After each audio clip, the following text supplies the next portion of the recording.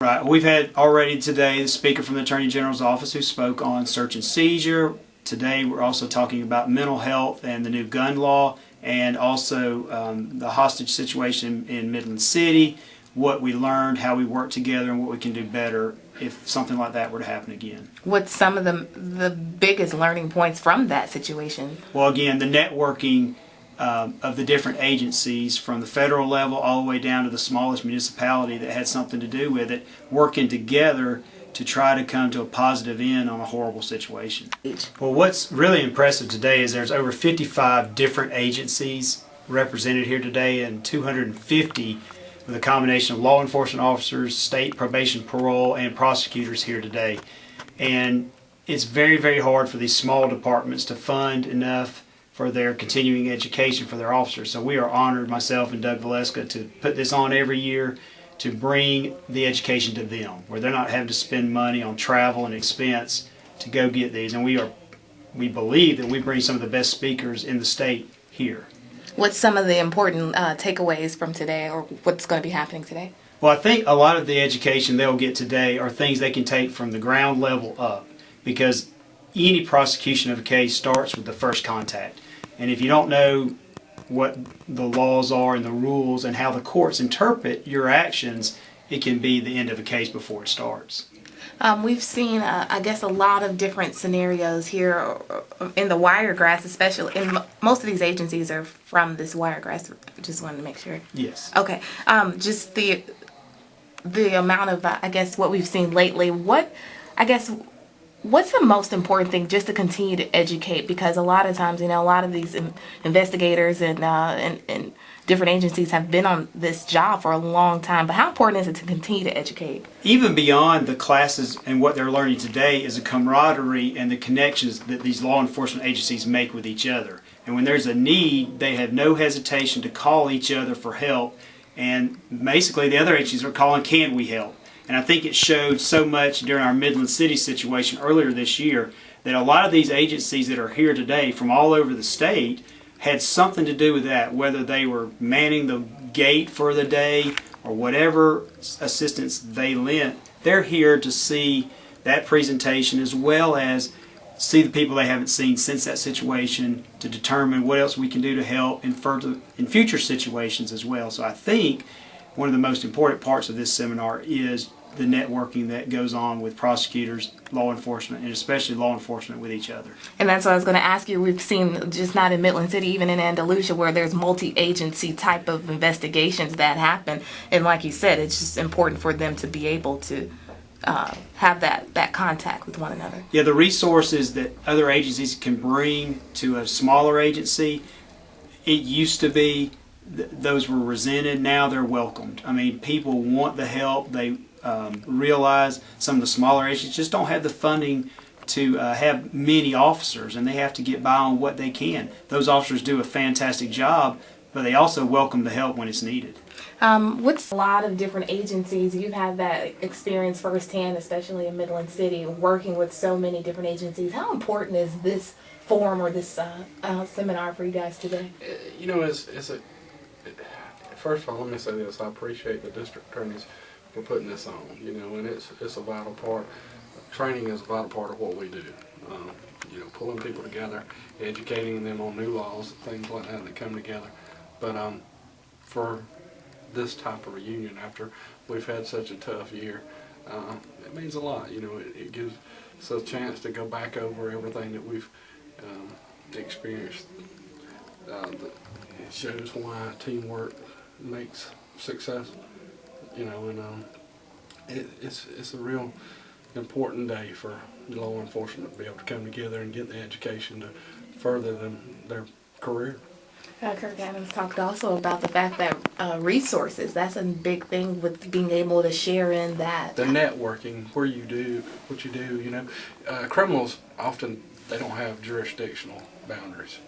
With the networking that goes on in schools like this, where you meet the investigators from other jurisdictions, when you have a criminal that may commit a crime in your jurisdiction, then he flees to another jurisdiction, it helps to have someone you can call that on a first name basis to be able to try to bring that individual to justice.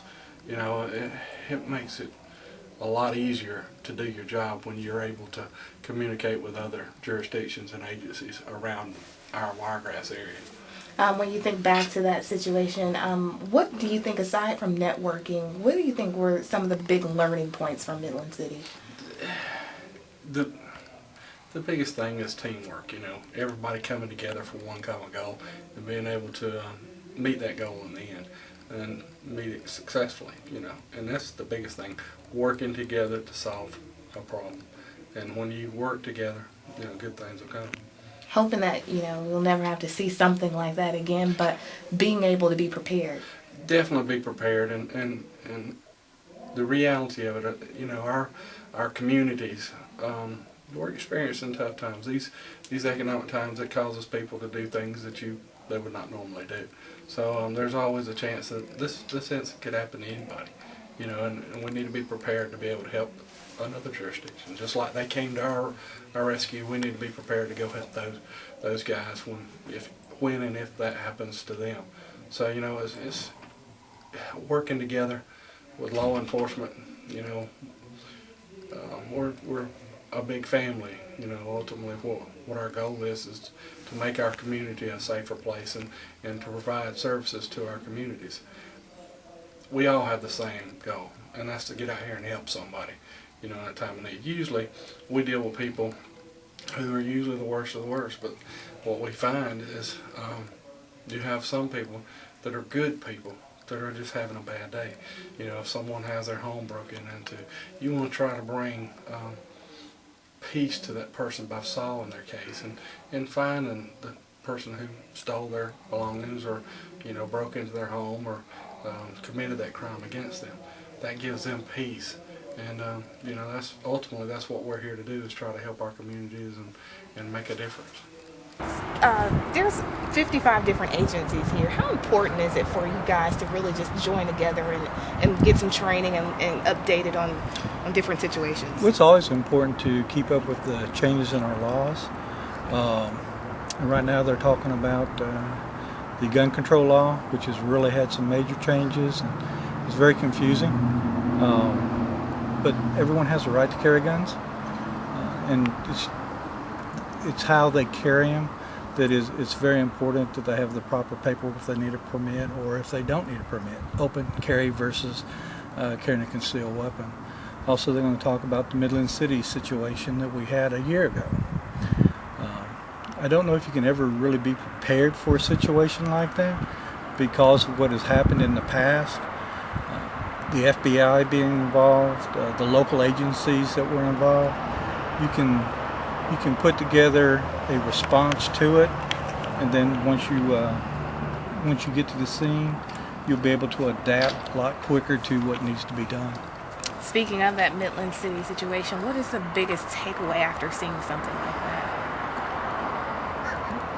Well, living down here in the South, we don't expect things like that to happen. You know, we still got the feeling of Mayberry, but Mayberry's a thing of the past that you see on TV.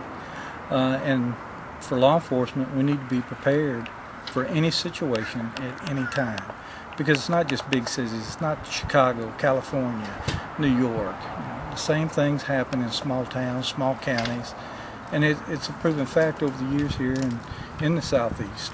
We had the situation that involved Sampson and Geneva in Covington County a few years ago, and then we had the Midland City. We just hope things don't get worse, but you have to be prepared in case they do. Houston County being one of the larger agencies in the area, the fact that you guys do respond to a lot of multi-agency, how important is that communication between different agencies? Oh, in our situation in the southeast corner of the state of Alabama, we count on each other. It's just like Jackson County, Florida, and Seminole County and Early County, Georgia. They're different states, different counties, but we all work hand in hand, and the working relationship between all the agencies is unbelievable. There is no state lines, there is no county lines. If we're needed, we're going to go, and that's the philosophy of our sheriff. If we're needed, we're going to help everybody in our region, especially our brother connecting counties. And we're going to be there for them as they will be for us when we need them. Never such thing as learning too much. You can always pick up something else from these type of seminars. Education is something that we'll take to our graves. In law enforcement, there's constant changes in the laws and different type of how we respond. And these kind of seminars can help us better prepare for situations, just like the Midland City situation when we respond. You know, if we ever have something like that again, which I hope we never do, that how we respond and how we react and get our resources together. I mean, that's important. Time is of importance in a lot of situations. I mean, talking about not just minutes, but seconds in certain situations. And it's very important on our response and being able to function as a group or as a unit to get the ball rolling as quickly as possible, just like in a school shooting situation or any kind of shooting situation. You know, the training that we do now, it used to be we would stop, wait for the SWAT teams to get there, and now we've have been trained in different areas on alert training as far as responding to school situations and reacting and not waiting. It's all important, and you can never get enough education in law enforcement, and continuing education is a part of our state law that we are required, but you could go for hours and hours a year and still be a step behind.